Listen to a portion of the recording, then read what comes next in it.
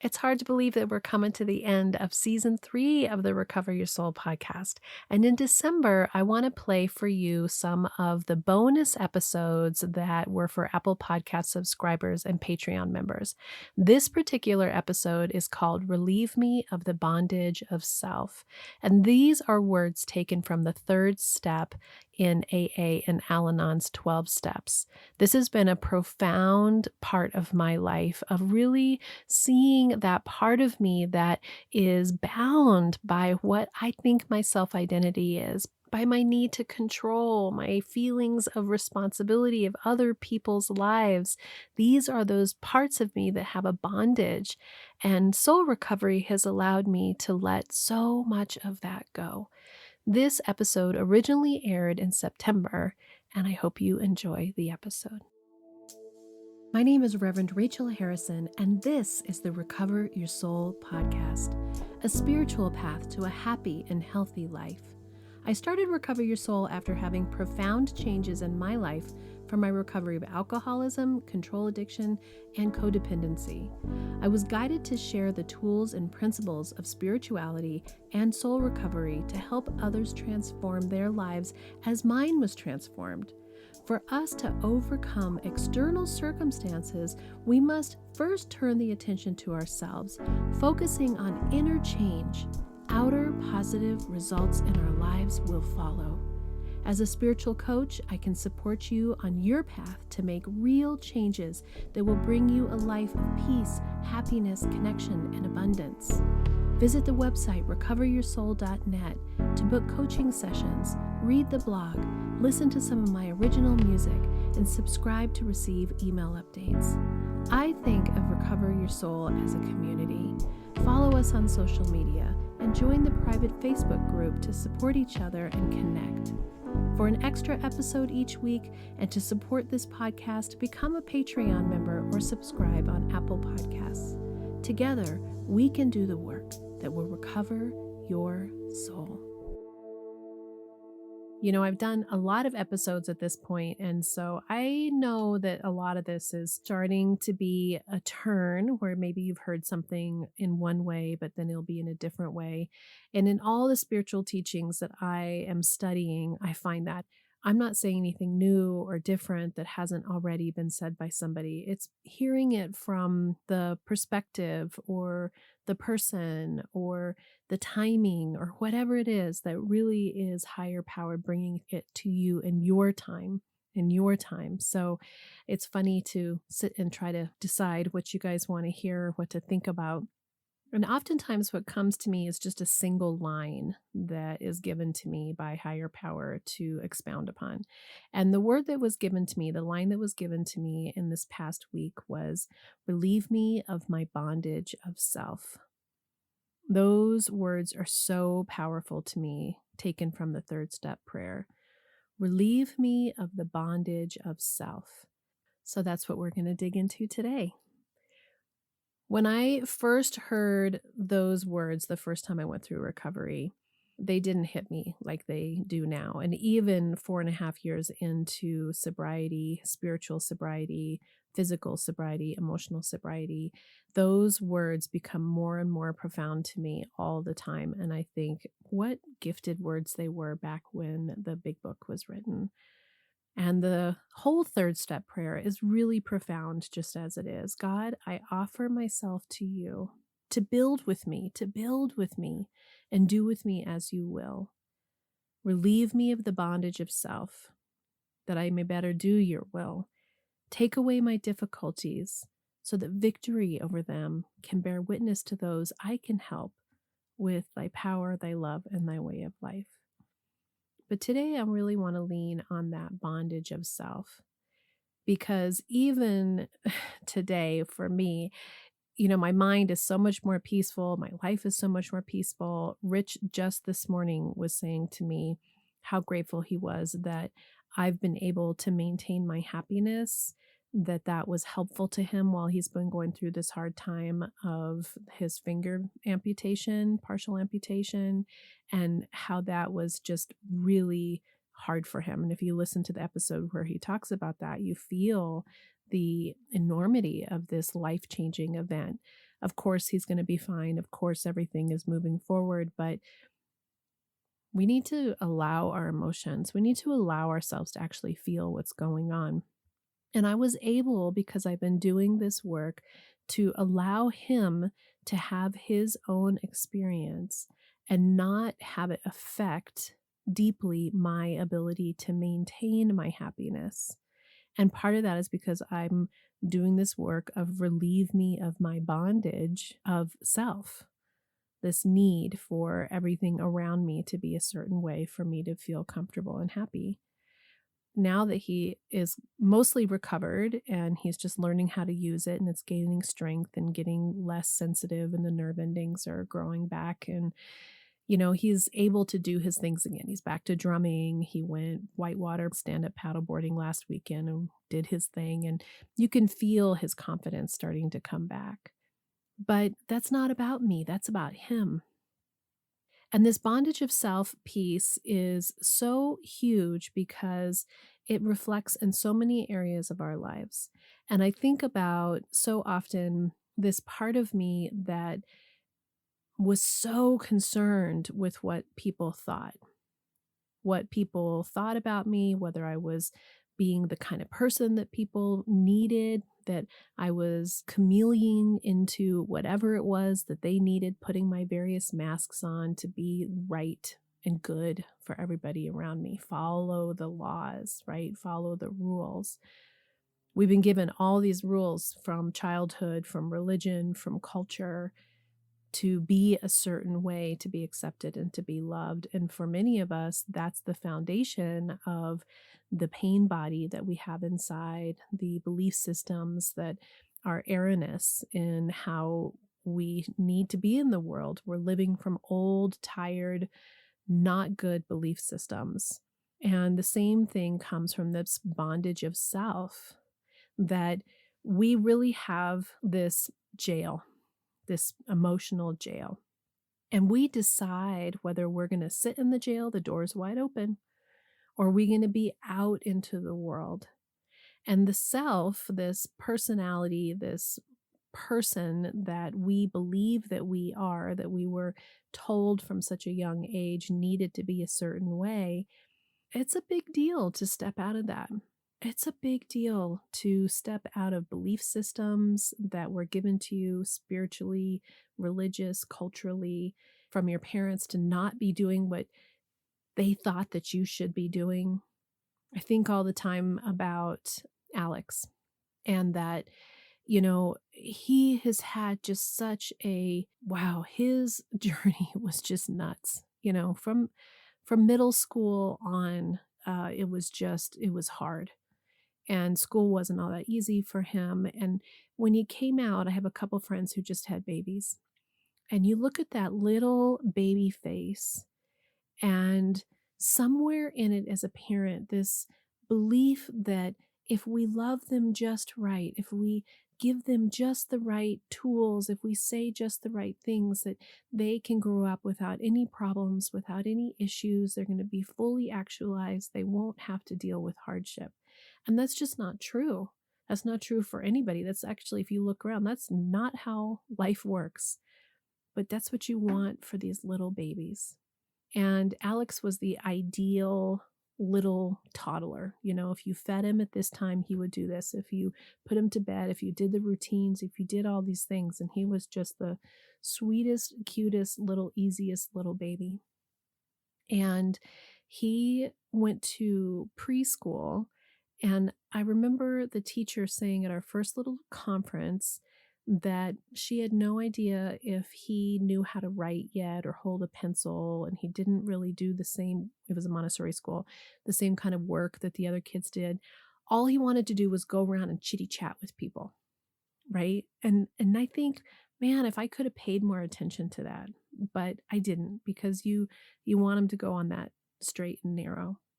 He goes through school, he struggles with school, life starts to get hard for him, his self-esteem issues, he has massive separation anxiety from a very early age, don't know where that came from, massive anxiety.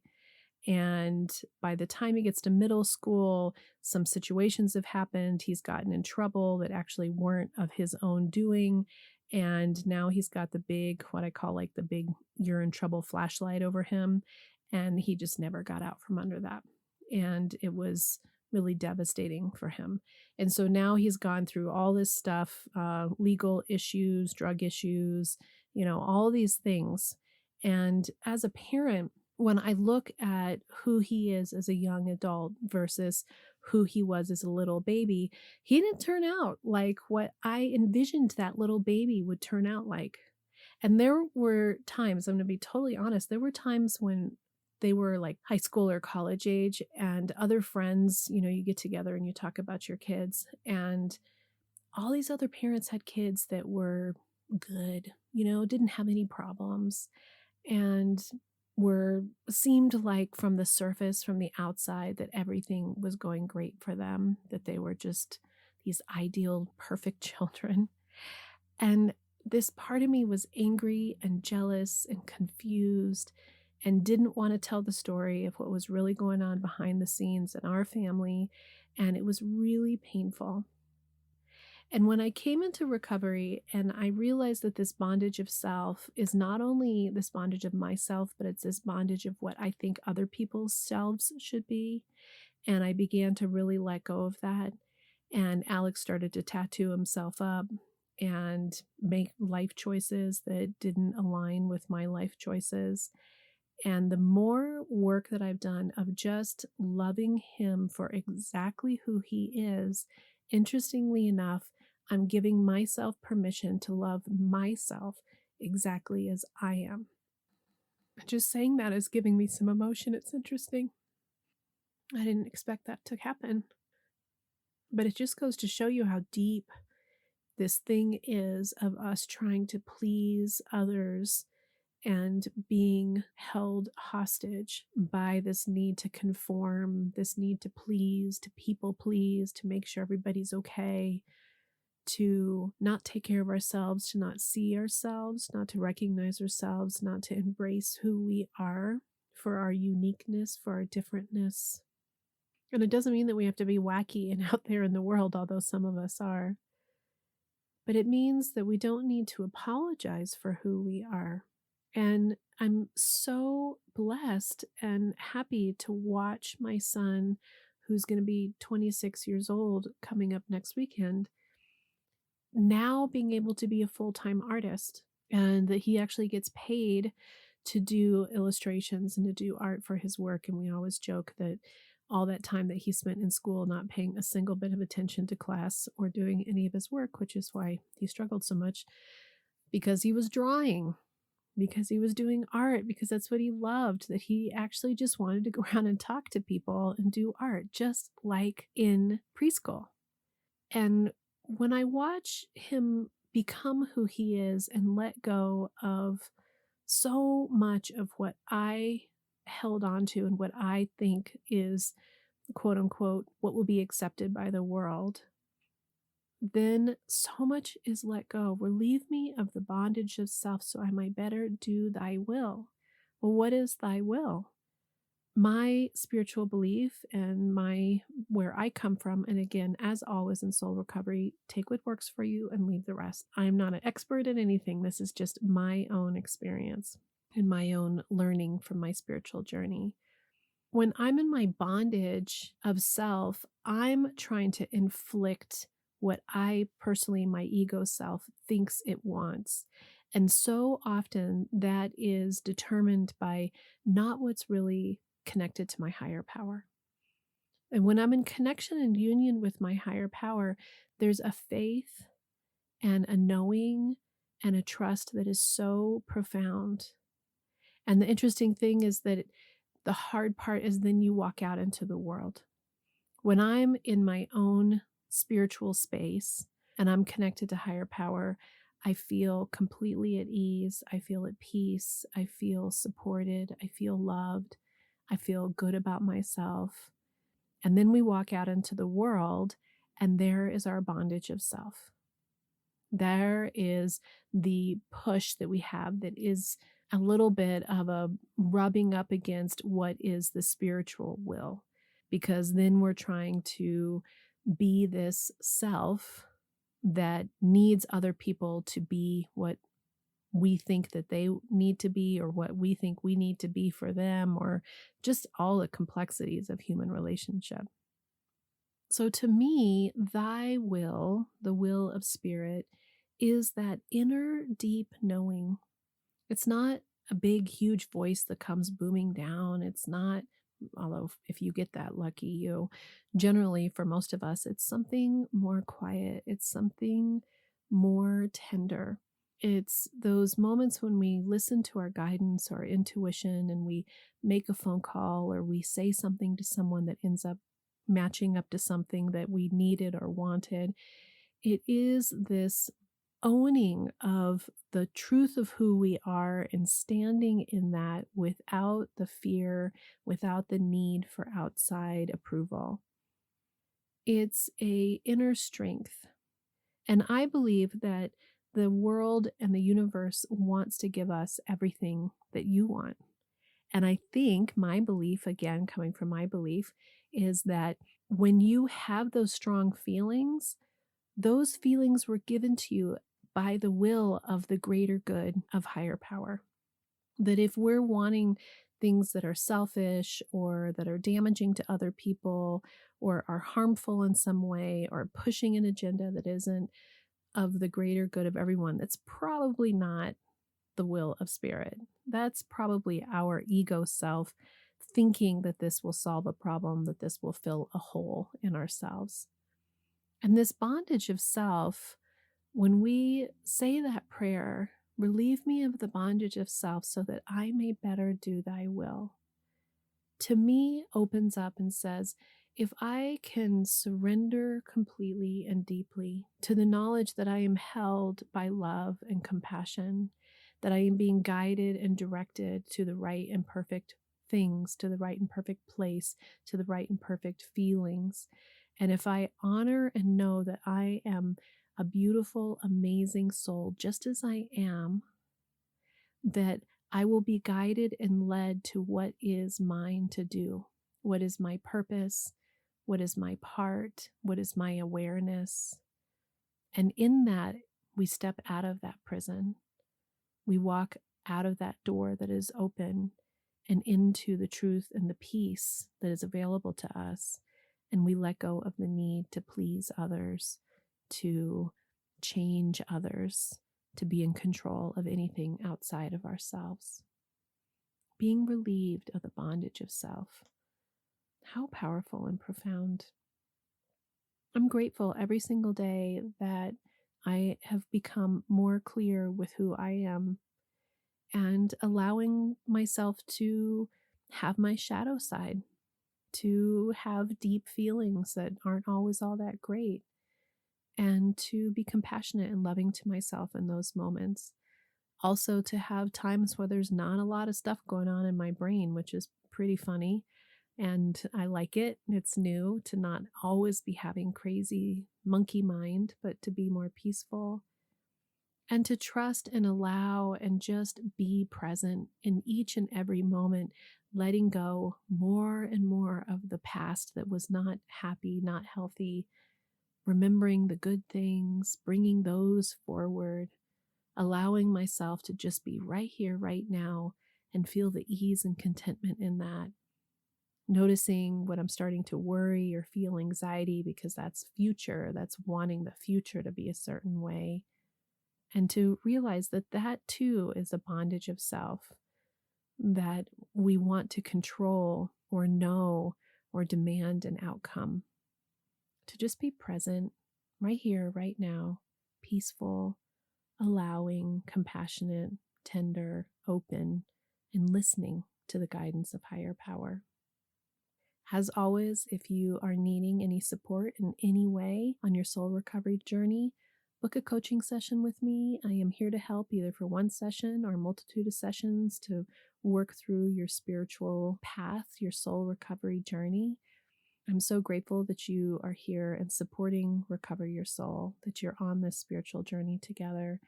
Thank you for sharing this with those that you know. It's amazing to watch this community grow. I feel supported and loved, and I hope you feel supported and loved too. Until next time, namaste. Are you wondering, how do I go deeper on my path to soul recovery? Or how do I support this great podcast? Well, here's how. Here's your call to action. If you're ready for real inner change and would like to work directly with me, visit the website and book a coaching session. I'm here to support you on your unique path. I'm here to help you let go of the past, to deepen your connection with your higher power, whatever that is for you, and to discover and then step forward into a happy and healthy life. You can also become part of our soul recovery community. One way is to join the support group. It's the first Monday of every month. It's by Zoom from 6 to 7 p.m. Mountain Time, and you can register on the website to get your Zoom link. Recover Your Souls on social media. Of course, there's Facebook, Instagram, TikTok, lots of ways to connect, and there's even a private Facebook group that will allow for more communication and conversation about soul recovery. There is also an extra bonus episode every Friday if you are an Apple Podcast subscriber or Patreon member. I'd also love all of the listeners to subscribe on the website so that I can keep you informed on what's going on with the podcast, the community, with me, and anything that's up and coming and new and great about soul recovery. Also, if you just take a little bit of time to give me 5 stars, a quick review, and to share the podcast with your friends and family, we're helping even more people to have soul recovery in their lives. If this podcast is providing you spiritual nourishment and inspiration, thank you for going to the website and pushing the donate button, whatever donation feels right to you. This means so much to me because I have this enormous mission of sharing soul recovery with the world. And your donations, your bookings, your subscriptions, your being part of this community is helping that to happen. Together, we can do the work that will recover your soul.